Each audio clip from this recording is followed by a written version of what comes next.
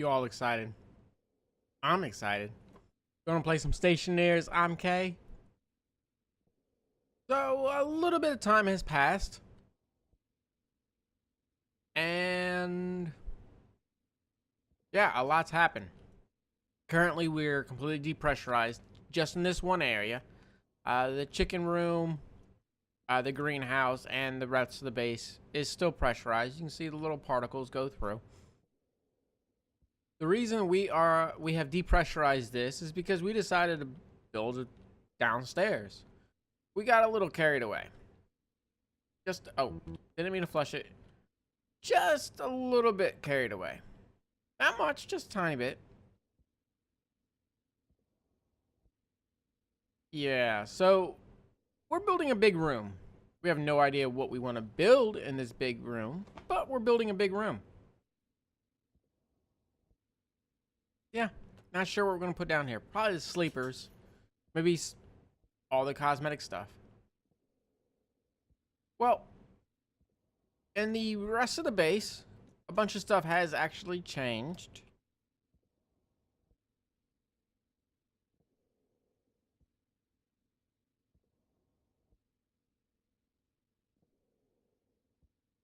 Behold the power. The power.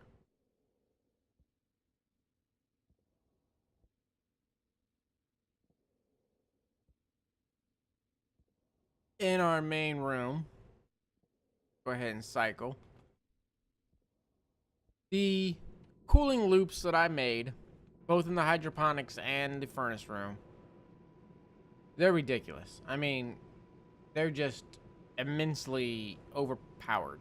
I don't understand why it's, even when they're turned off, I'm having trouble.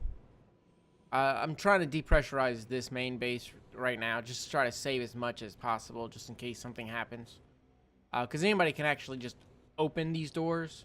Like, there's nothing, I didn't cut the power. So we're down to 32, but I doubt that we'll actually get all the way out. But I'm saving as much as I can. As of right this second, soybeans are bugged out. No matter what, every time I plant them, you cannot harvest soybeans. It's just a bug. I'm assuming they'll fix it. There was an update today, and I looked in the patch notes, and it wasn't mentioned, but it is a bug. Everything else we can harvest. Not exactly sure what soybeans do, but as you can see, we got 67 corn, 87 wheat, 26 ferns. Because of all the plants that we've been having, it's pretty much killed all of our CO2.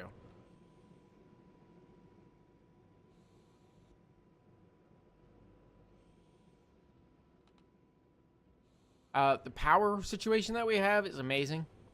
Having the extra battery did help a lot. And as you can see from the furnace room, everything seems to be doing pretty good. I really want this air scrubber to be moved one block in. I'm going to propose it to Nemesis since this room is his baby. But if I close this door right here, within a minute, it will be 8 degrees Celsius and still dropping. I mean, you can see it's actually dropping pretty fast. Well, now it's steady. Yep, there it is. Still dropping.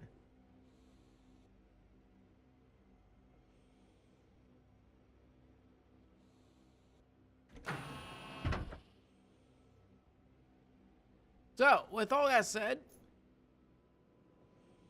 we have a bunch of material. Oh, and the best part is, all right, so we have, let's just use Envar as an example.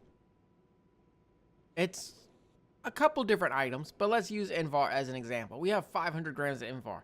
That is a lot of Envar, but it gets worse. 500 grams, 500 grams, 500 grams, 500 grams. Oh, what's this up here? Solder. 500 grams, 500 grams, 500 grams, ditto, and ditto. The amount of, well, let's just say some of the combined materials that we use every once in a while, yeah, we kind of went a little overboard.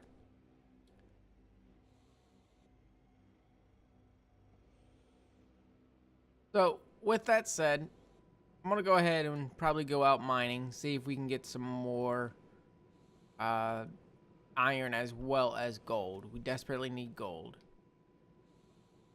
When we were doing the stairs and stuff, we actually, I mean, the base is built on top of a deposit, but the deposit actually goes quite a bit down. And it changes deposits quite a bit. I mean, just in that deposit right there, we got several stacks of copper, several stacks of iron. There's other items down there. I think we found some silver. It was remarkable. So I'm going to go ahead and go out mining. Work on that. I think it would be neat if the underneath came out a lot more, and especially with the greenhouse being right there, we did like a glass ceiling. I think that would be kind of neat.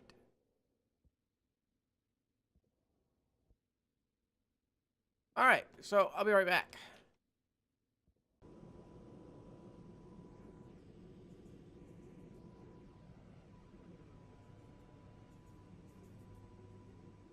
All right, so a lot of stuff has been doing. Try that again. I've been doing a lot of stuff. With the help of Nemesis, we have no chickens, but we have a little more space in this room. We have a whole bunch of space in this room. As you can see,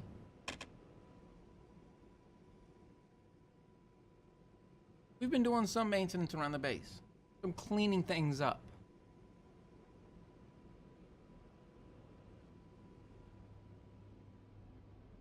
Our arc furnace setup is a little different. Our furnace room, as you know it, is going to be going away. We may still have this furnace, yes, and we may store some ingots up here, but for the most part, the rest of this is going to be used for something else. This arc furnace, not going to be here any longer. In fact, what's going to happen is we're going to mine, come in here, put some stuff in this chute. The chute goes into our basement, which we've been doing a lot of work. I really should have been recording a little bit more than I did, but yeah, we've been doing a lot of work. Let me grab actually my suit, because I forgot I don't have a light. The lighting down there is going to be a little bit funky with the fact that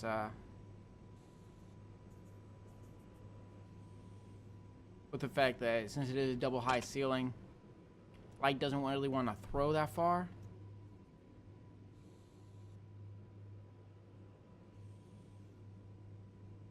But we have our our furnace room. This is our furnace room. So let's walk through this.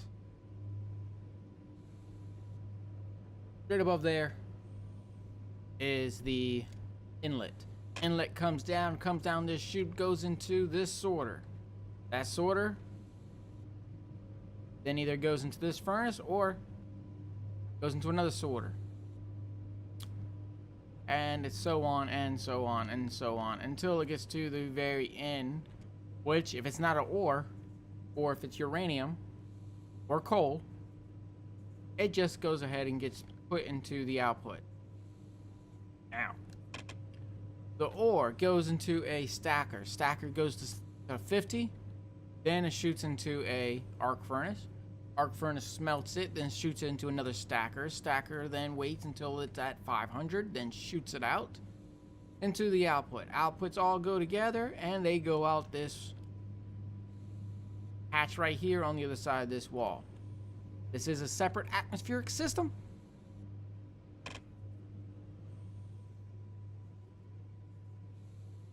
And on here, this is our factory floor. Now, as of right now, we don't really have much of anything, but we will, even though it's not really necessary, other than the tool maker to make spray paint. It's not really necessary for us to have all of them, but being that wire gets made in the electronics printer so much faster than the fabricator, and pipe does the same thing, and on the auto lathe iron sheets, yeah, they make a lot of faster in the fabricator. So yeah, we're gonna have these here. We may keep the fabricator upstairs, or we may bring it down here. If we do bring it down here, it's probably gonna be like in this area here near the ingot. Ingot gets shot out here. As you can see, the conveyor is not hooked up. Not exactly sure if how we want the conveyor system to go, but yeah, I'm gonna just go ahead. I need it in the pipe, iron in, or do I need copper in the pipe for anything? I don't think so. So, with that said, next, as you can see, there's another conveyor going that way, as well as going up. Say you want to scrap something. You throw it in one of the chutes up there. It gets shot down here. Gets combined with the other ones into that pipe right there, which goes into the recycler. Then it gets shot into the centrifuge, which then goes into the input to start the process all over again. Now, we have tested it. It does work. Unfortunately, it can get clogged very easily.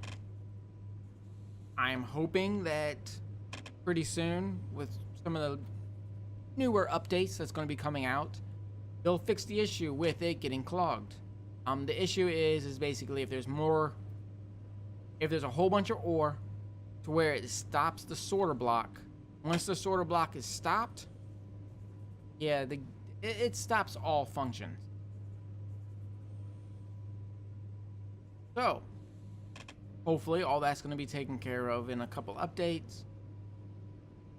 Right now, it is set to this lever. Basically, you pull the lever, it's going to start trying to activate to smelt everything. When it's done, it turns off, obviously, and then you reset the lever. Having it on a button, we were kind of hoping just to trigger. Can't trigger it. It seems the activation button is a state. So basically, it's either on as an activated or it's not. So having it on a button, if you push the button, it will activate, but then when you let go of the button, it's going to stop the activation process. Same if we hooked it up to a loop system. Now, the way to get around this is what we've done to try to produce some nitrogen. This is kind of an exploit, let's be honest. And there's one of the recycler chutes. It is an exploit, let's be honest. I mean, basically, we're making nitrogen from nothing. When I say we're making nitrogen from nothing, we are actually, making stuff. But what we're doing is, in this room, we are just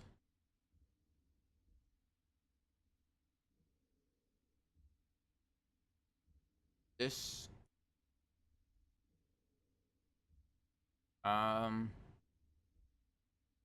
Okay, I think this is broke also.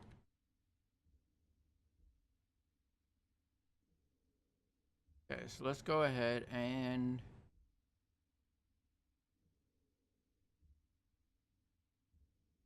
I'm going to pick this up, aren't I?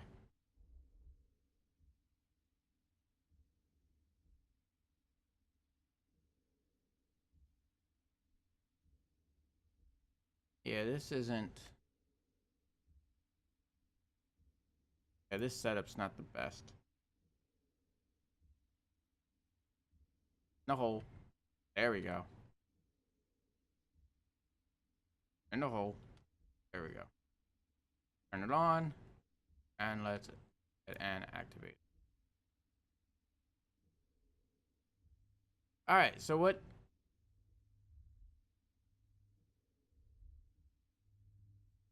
And it's doing the same thing.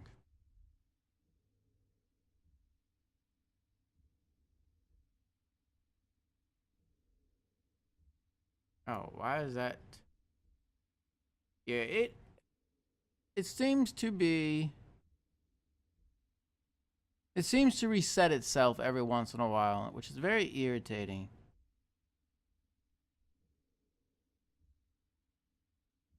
Arc furnace is activated.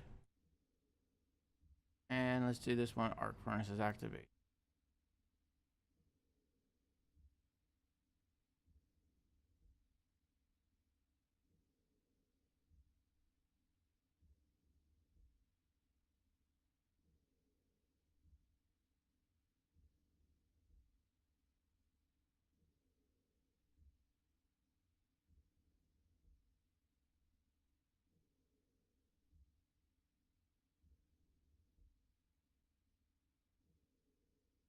Alright, well this isn't.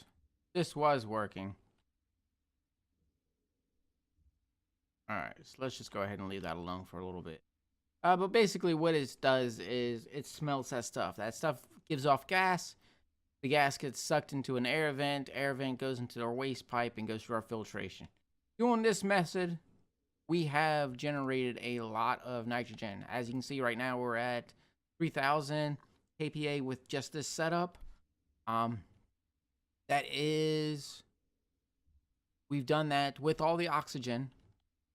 Why are we building up oxygen and not pushing it through the base?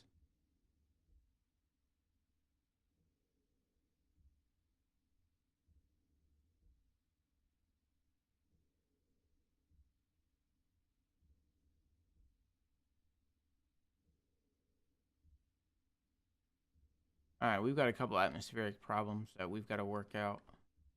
Everything was working, but we can worry about that later. It is, after all, still early access, so we've came across a whole bunch of glitches and bugs. One of the bugs we've came across is we had our stairwell filled with water. I don't mean a little bit of water. I'm talking about a half a block of water. As in, when I walked down the stairwell into the very bottom flight, it was up to my chest. In fact, when we put an air scrubber down there to try to suck out the water, it almost covered the air scrubber. That's how high the water was. We have no idea where that water came from. None whatsoever. We didn't release any water in the base. We didn't break any pipes that we know of. These pipes still have pressure. And when a pipe is busted, it doesn't, start spraying out. It just, doesn't work anymore. But all this still works, so I'm not exactly sure where all that water came from. And reading some forums, it seems that other people are experiencing that same issue. So, it wouldn't be the first time that I've had to disassemble all of the air vents and then repaste them just to get it to work again. Alright, well, that's what we've done so far. I mean, pretty much we're getting to the point where we're just testing and messing around now. I have gone in creative mode, and we have spawned in further out that door a mothership block. Now, we can build motherships, but we can't really do much of anything because there's not a space. I mean, granted, we can look up and see there's a space, but it's not like we can fly to space. You're always going to be in the gravity well of the moon, and I'm pretty sure this is a flat map. So in the future updates, I'm hoping that, they'll fix all that. But for right now, that's the limitations we have. So we may continue with this save, may wait for a little bit more updates, and then pick right back up, or we may just go ahead and start a new world. But for right now, this is what we have. This is pretty much everything that we've been able to do.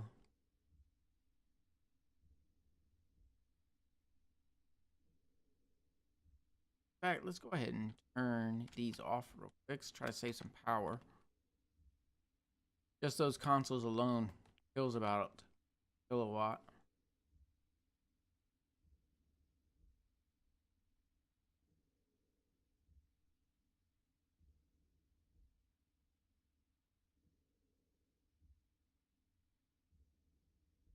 All right.